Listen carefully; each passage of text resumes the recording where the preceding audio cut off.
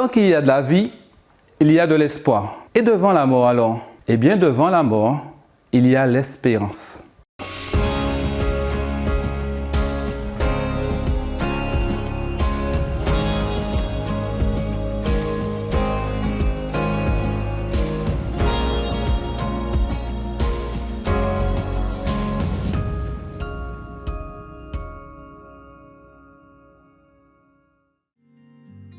Si Dieu n'a pas voulu nous laisser dans l'ignorance, c'est qu'il sait que cela fait une différence.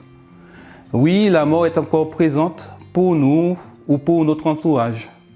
Mais nous pouvons, grâce à l'espérance, être tristes sans être désespérés, être touchés sans être abattus, avoir du chagrin sans être découragés, être bouleversés sans être déprimés.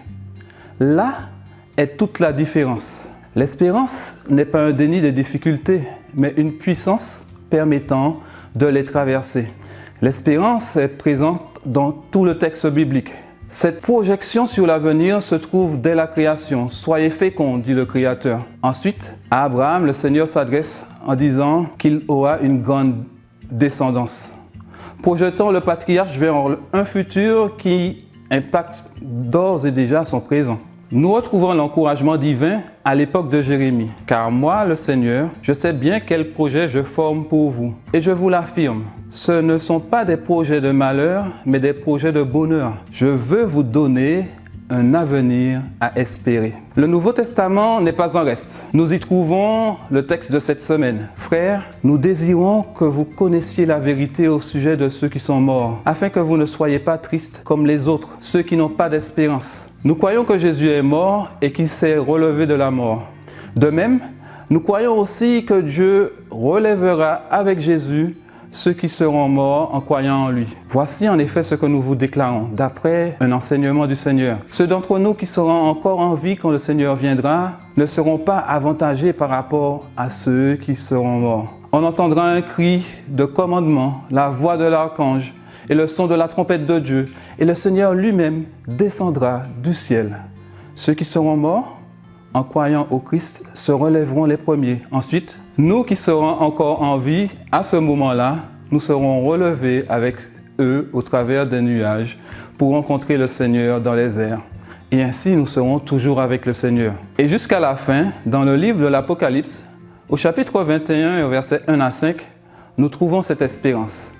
Alors je vis un nouveau ciel, une nouvelle terre. Le premier ciel et la première terre avaient disparu. Et il n'y avait plus de mer. Et je vis la ville sainte, la nouvelle Jérusalem, qui descendait du ciel, envoyée par Dieu, prête comme une épouse qui s'est faite belle pour aller à la rencontre de son mari. J'entendis une voix forte qui venait du trône et disait « Maintenant, la demeure de Dieu est parmi les hommes. Il demeurera avec eux et ils seront ses peuples. Dieu lui-même sera avec eux. Il sera leur Dieu. Il essuiera toute larme de leurs yeux. Il n'y aura plus de mort, il n'y aura plus ni deuil, ni lamentation, ni douleur.